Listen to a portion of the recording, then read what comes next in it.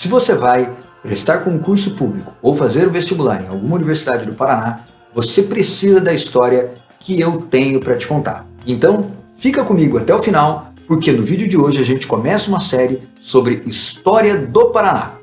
Se você não é inscrito ainda no canal, aproveita e se inscreve. Não esquece de ativar as notificações para você receber um alerta todas as vezes que eu lançar um vídeo novo aqui no canal. Não esquece também de dar o seu like para fortalecer aqui o canal. Se você quiser deixar um comentário, ficou com uma dúvida, alguma coisa, deixa aqui embaixo nos comentários que dentro do possível eu vou tentar te responder. E não esquece de compartilhar com os amigos se esse vídeo te ajudou. Eu sou o professor Daniel, você está no canal Tô Vendo Tudo e roda a vinheta e vamos começar!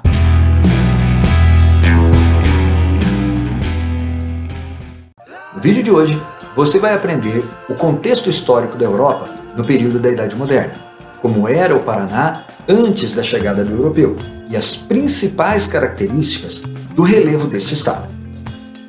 A Europa, no período da Idade Moderna, entre o século XIV e o século XVI, vivia uma série de transformações, entre elas o surgimento dos estados nacionais, que depois vão se tornar estados nacionais absolutistas. Além disso, ainda se desenvolvia nesse período um conjunto de práticas econômicas chamado de mercantilismo, cujo caráter principal era o intervencionismo do Estado na economia. Muitos historiadores tratam este conjunto de práticas como práticas pré-capitalistas, que abriram, portanto, espaço para que a economia capitalista um dia pudesse se desenvolver. Era a época também da busca por participação no lucrativo comércio de especiarias, monopolizado pelas cidades italianas e que acontecia através do mar Mediterrâneo. Muitos países, entre eles Portugal e Espanha, buscavam novas rotas para se chegar ao Oriente sem passar pelo mar Mediterrâneo, o que faz com que a única alternativa possível nesse caso seja a navegação oceânica. Havia duas possibilidades de rotas de navegação que levassem o europeu do Ocidente para o Oriente sem passar pelo mar Mediterrâneo. Uma delas era a circunnavegação da Terra, que consistia em navegar para o Ocidente para chegar ao Oriente. A outra possibilidade era o périplo africano, que consistia em navegar contornando a costa da África para se chegar às Índias, principal centro de distribuição de especiarias no mundo. Esse processo de busca por novos caminhos alternativos para se chegar ao Oriente vai levar ao desenvolvimento de um processo histórico importantíssimo chamado de Grandes Navegações. No contexto das Grandes Navegações, ocorreu a chegada de Cristóvão Colombo à América em 1492 em uma expedição patrocinada pelo governo e pela burguesia espanhola.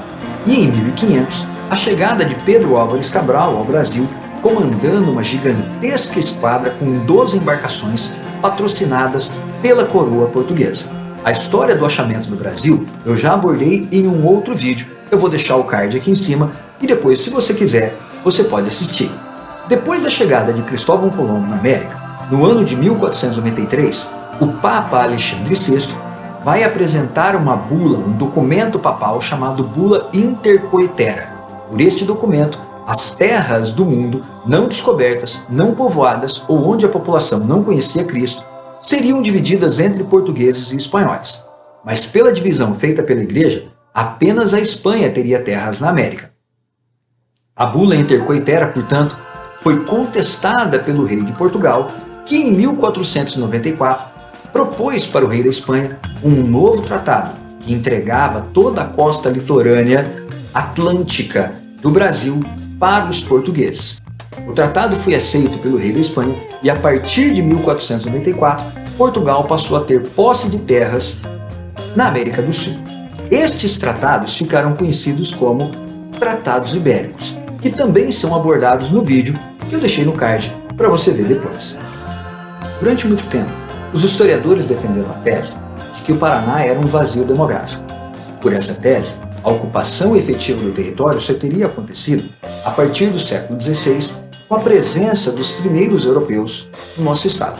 No entanto, hoje, a partir de estudos arqueológicos, de documentos históricos e de outras fontes disponíveis para pesquisa, já se sabe que a tese do vazio demográfico estava errada e que o Paraná, assim como o restante do Brasil, já era ocupado desde muito tempo por diversas nações indígenas.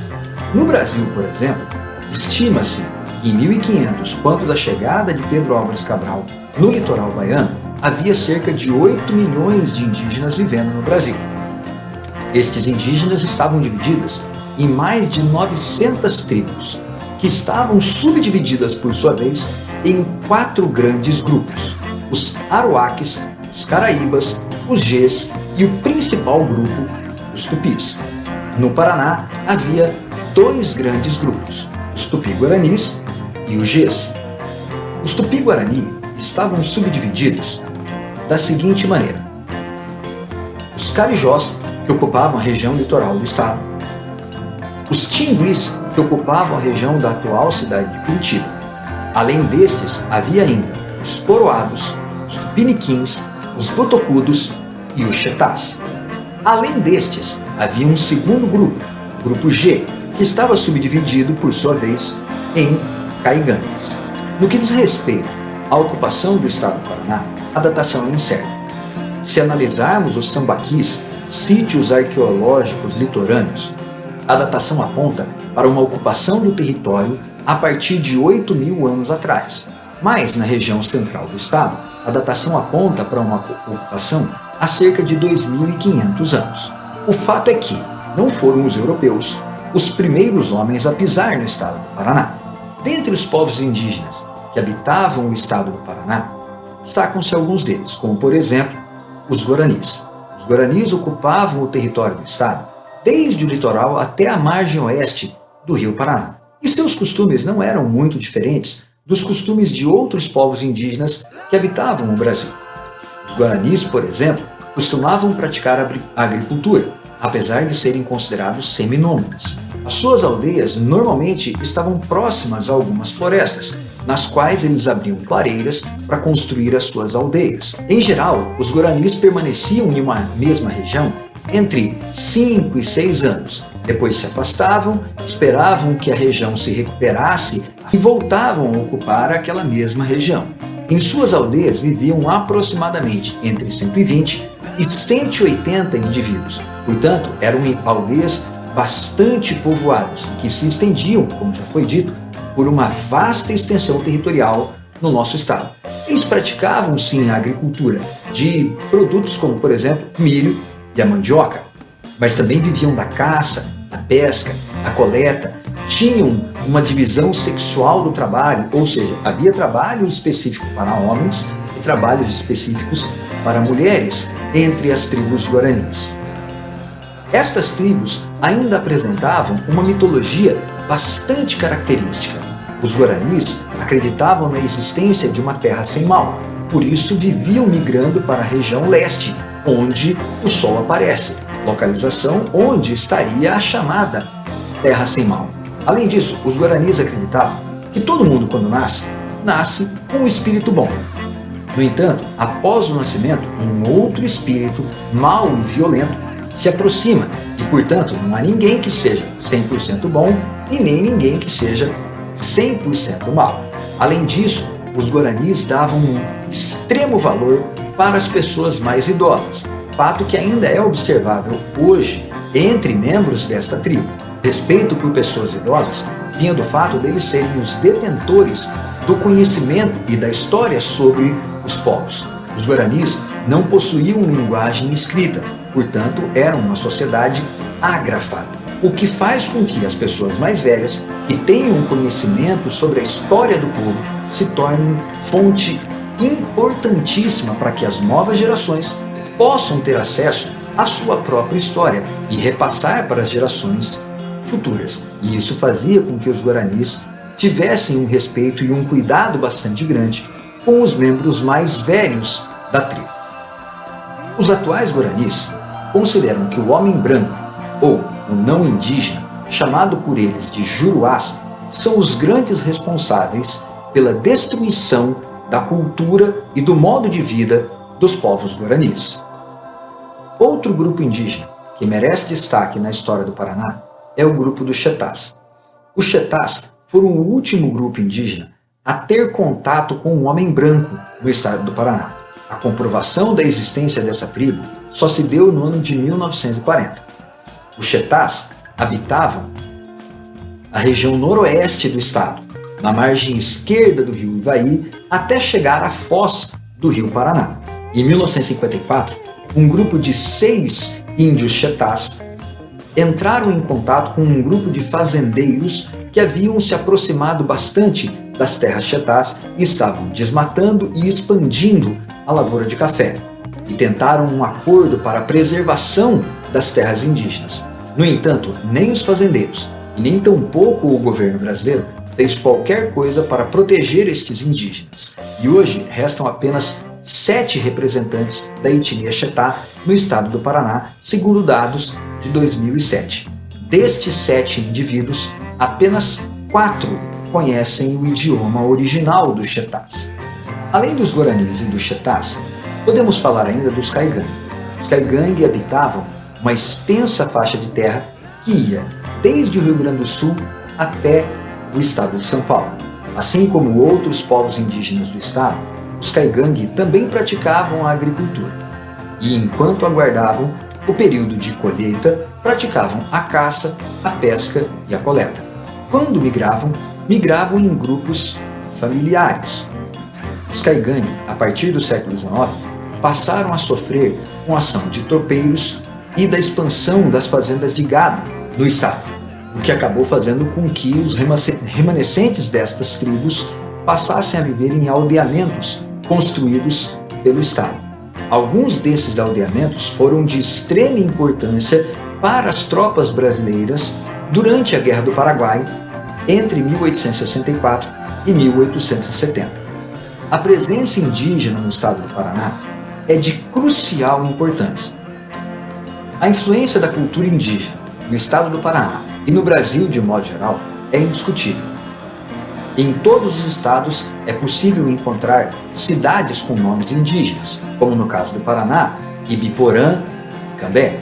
Além disso, hábitos alimentares, como por exemplo, o hábito de consumir pamonha, milho, paçoca, são hábitos alimentares influenciados pelos povos indígenas, além do fato de nos banharmos diariamente.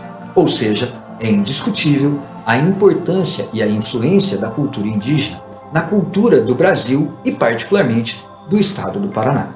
Quanto ao relevo, o estado do Paraná está dividido basicamente em 4 grandes partes, 3 planaltos e uma planície.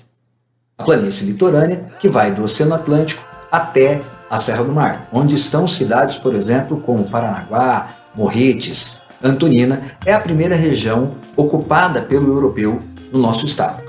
Além disso, temos o primeiro planalto, ou o Planalto de Curitiba, que se estende da Serra do Mar até a Serra de São Luís do Purunã. É o menor dos planaltos do estado e é ali onde está localizada a cidade de Curitiba, capital do estado do Paraná. Além deste, temos ainda o segundo planalto, ou o Planalto de Ponta Grossa, que se estende da Serra de São Luís do Purunã até a Serra do Cadeado, e onde estão localizadas cidades, por exemplo, como Ponta Grossa. E além disso, temos ainda, por fim, o terceiro planalto, que vai da Serra do Cadeado até chegar no Paraguai.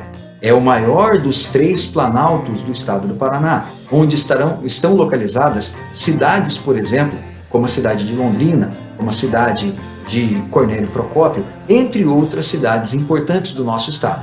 É importante lembrar ainda que o Paraná está sobre o aquífero Guarani, um dos maiores reservatórios de água do mundo, contando com cerca de 3,5 trilhões de metros cúbicos de água. Este foi o vídeo de hoje e eu espero que você tenha gostado. Se você gostou, já deixa seu like para ajudar aqui o canal. Se você não é inscrito, se inscreve no canal. É um botão vermelho, bonito, grandão que tem aí embaixo. Só você clicar e já vai estar inscrito. Não esquece também de ativar o sininho para você receber as notificações sempre que eu postar algum vídeo novo por aqui. Se você ficou com alguma dúvida, tem alguma pergunta ou quer falar alguma coisa, deixa aqui embaixo nos comentários. Dentro do possível, eu vou estar te respondendo. Se esse vídeo te ajudou, compartilha ele com um amigo. Eu vejo você no próximo vídeo. Eu sou o professor Daniel e você está no canal Tô vendo tudo. Tchau!